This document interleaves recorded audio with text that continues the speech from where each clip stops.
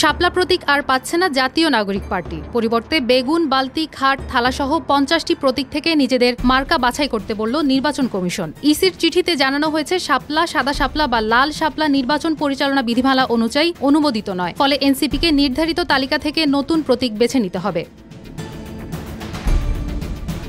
NCP প্রথমে শাপলা, কলম ও mobile phone প্রতীক হিসেবে দাবি করে নিবন্ধনের আবেদন করেছিল। পরে তারা সংশোধন এনে শাপলা প্রতীকের উপর জোর দেয়। তবে নির্বাচন পরিচালনা বিধিমালা 2008-এর বিধি 9(1) অনুসারে শাপলা প্রতীক অন্তর্ভুক্ত নেই। ফলে কমিশন আলমিরা, ঘুড়ি, কাপ, পিরিচ, হাঁস, উটপাখি, লাউ, মোরগ, কম্পিউটার, হেলিকপ্টার, বালতি সহ 50টি প্রতীকের তালিকা পাঠিয়েছে। সেখান থেকে যে কোনো একটি বেছে নিয়ে 7 অক্টোবরের মধ্যে লিখিতভাবে জানাতে বলা হয়েছে।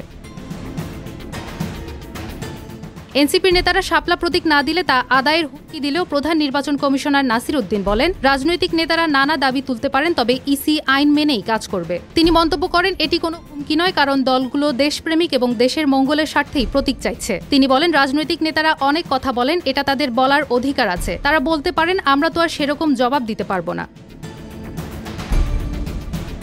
ইসি কর্মকর্তারা জানান, বর্তমানে কমিশনে নিবন্ধিত দলের সংখ্যা 52। 2008 সালে নিবন্ধন প্রথা চালুর পর মোট 56টি দল নিবন্ধন পেলেও শর্ত পূরণে ব্যর্থতা ও আদালতের রায় 5টি দলের নিবন্ধন বাতিল হয়। এর মধ্যে জামাত ও জাতীয় গণতান্ত্রিক পার্টির নিবন্ধন আদালতের আদেশে পুনর্বহাল হলেও ইসি কেবল জামাতকে অনুমোদন দিয়েছে। এ কারণে মোট 56টি প্রতীক সংরক্ষিত থাকলেও নতুন দল বা স্বতন্ত্র প্রার্থীদের জন্য নির্ধারিত প্রতীক ভিন্ন তালিকা থেকে দেওয়া হয়।